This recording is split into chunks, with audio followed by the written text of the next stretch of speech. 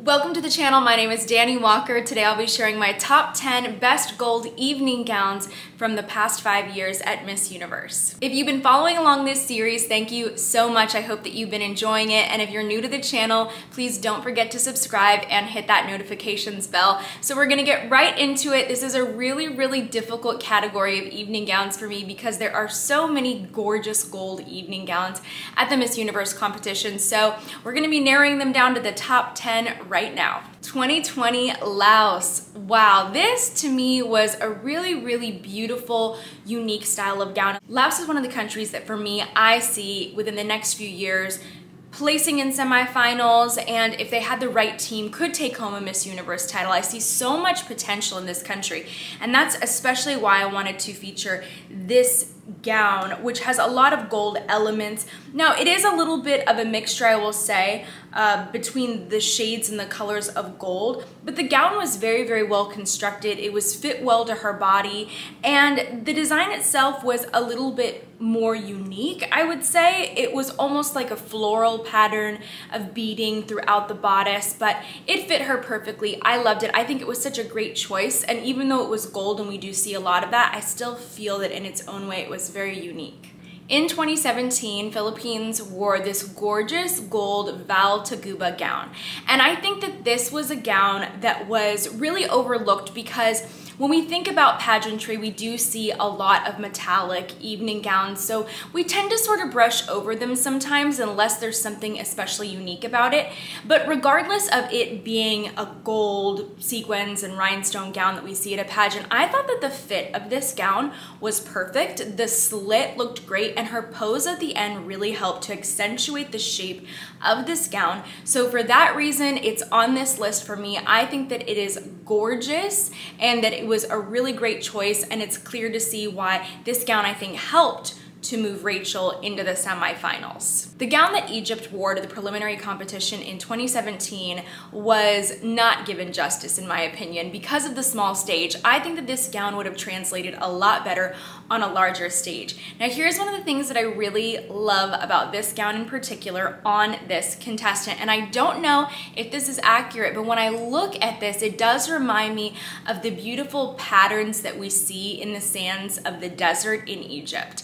And so I don't know if that was intentional. If it wasn't, that's what it reminded me of. And I think that if it was intentional, that it would have been a very smart move. I think it would have added just extra meaning to this gown. But aside from any meaning or significance that this design might have, I do think that it is really a gorgeous gown. And since Egypt is not a country that has a sash factor, I think that that's why this gown really went overlooked. And when I went back to watch this competition, I realized that I even missed it, and I did not appreciate it for what it was back in 2017. If you're a pageant contestant and you want to learn how to improve your social media to stand out more to the judges or to potential brands or grow your following, don't forget to check out Content Queen, and I've linked that in the description below. In 2019, Puerto Rico wore this gorgeous gold evening gown.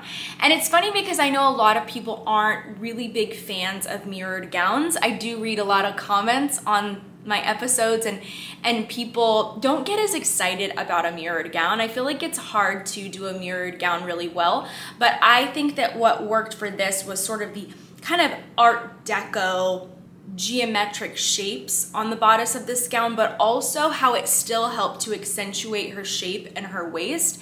If you had placed these mirrors in different ways, they create different looks and different shapes, and they will all have a different effect, and they reflect differently in the light.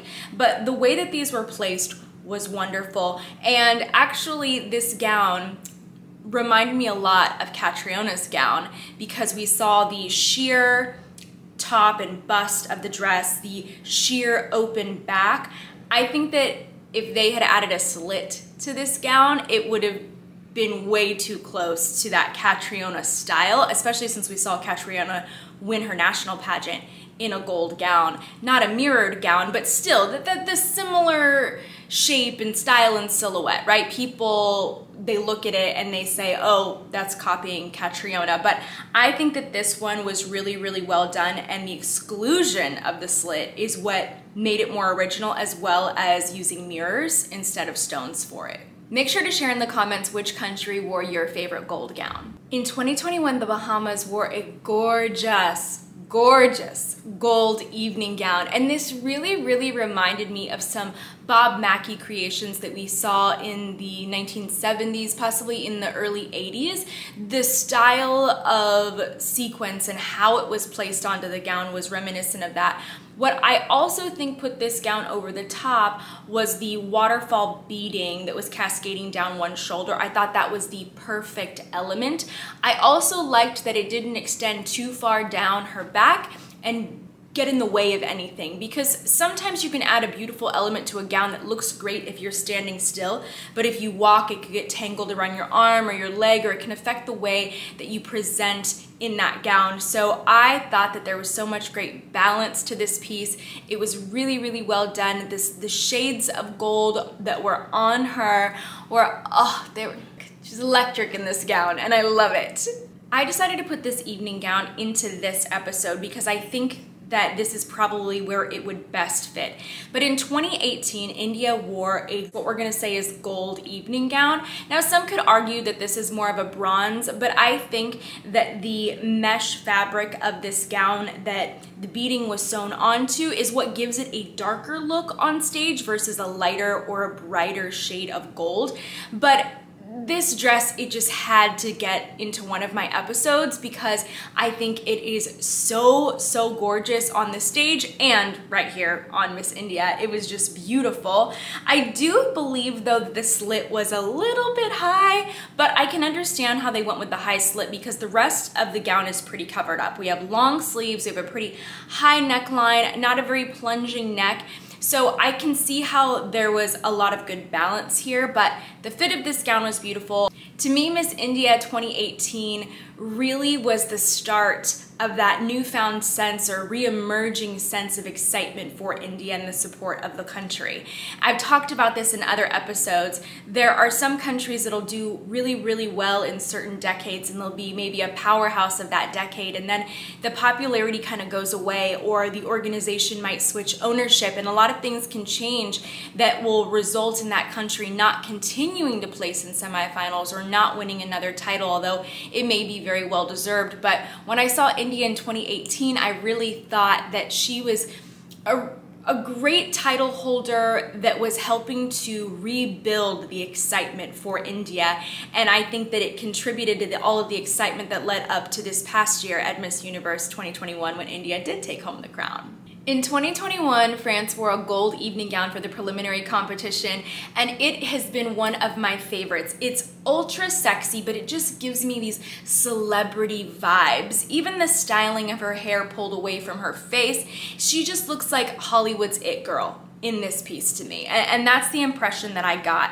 It's an ultra sexy gown that I don't think is easy to wear, but she really pulled off this style. I actually preferred this evening gown to her finals evening gown. Let me know if you felt the same way. I would have loved to have seen her swap her prelims and finals gown, or just wear this gown for both areas of competition. In 2021, Colombia wore a beautiful gold evening gown by Alfredo Barraza, and he has designed many of the Miss Universe Colombia gowns, so there's this great level of excellence, a standard of quality that you're going to see in these evening gowns, and this gown is no different. And what I really liked about it is, yes, it was fully stoned, but then he used oversized stones to create these really beautiful elongating vertical lines down the gown.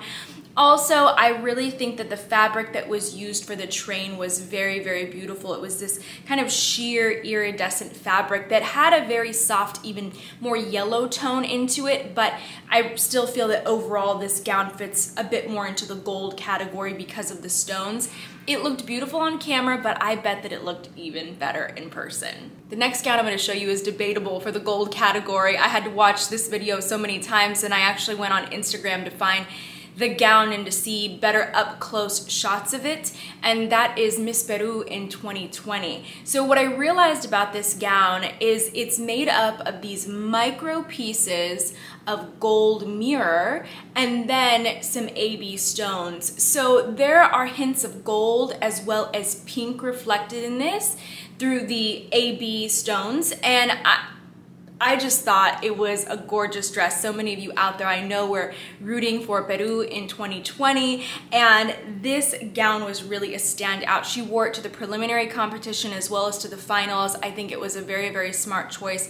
I think it suited her so well, and it's just such a memorable gown. We actually saw Kansas, USA in 2021 compete in a gown from the same designer that had a lot of inspiration from Miss Peru, but for me, there's just something about the sleeves on this dress and the way that they're stone that adds this extra element of glamour and elegance to it. So for that, it has to be on this list. Taking home my #1 spot for gold evening gowns is a gown that I feel is iconic. And what's interesting about the gown that I'm about to share with you is that it was worn in 2 different ways. So this title goes to Miss Canada 2018. Now, some of you might say this gown is not gold. Maybe it falls more into the nude category, but I think that the stoning on this gown was like a gold or almost like a rose gold. It's a little bit hard to tell depending on what lights the gown is under or how it's photographed. So either way, this gown was by Michael Cinco, and it is jaw-dropping. She chose to wear it to the preliminary competition without the ruffled overskirt, and then for finals she pulled out all the stops and she added that overskirt on for finals and really took up a lot of space on stage, and I loved it. It was so perfectly tailored to her as well, and it really accentuated her tiny little waist. I was like, oh my goodness, her waist looked incredible in this gown. It was everything. It was elegant, it was sexy, it was perfect for the Miss Universe stage. I absolutely loved it, and I think that an evening gown like this is hard to outdo in future years because of the sheer amount of space it took up on stage, how large this evening gown was. I don't even want to think about what it took to even transport that gown to Thailand, but I was here in person at the show, and it was a sight to see. If you're enjoying this episode and you want to see even more like it, don't forget to check out the rest in this series. You can watch the episode that was most recent about the best black evening gowns, and that's lovely. Let me know though what you want to see next on the channel. I'm always paying attention to those requests. I appreciate you being here every single week, and I hope to see you at the next episode.